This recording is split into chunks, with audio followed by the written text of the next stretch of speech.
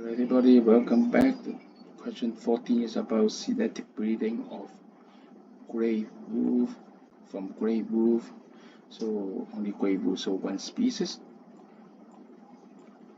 So the selective breeding of one species always has only one species.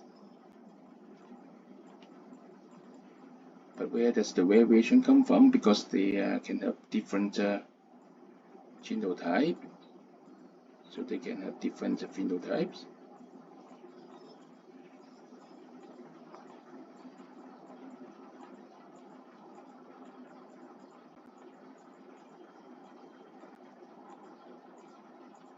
And after many years of breeding, so remember the height, the legs, length, or what that kind of things has a continuous variation.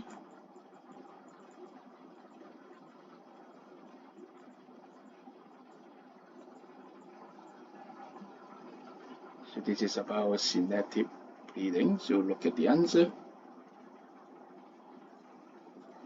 Which one is correct?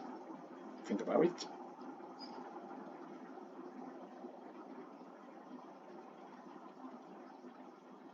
Yes, you see, because one species, continuous variation in legs, and the variety of phenotype and genotypes. So the answer is C. Got it? Thank you.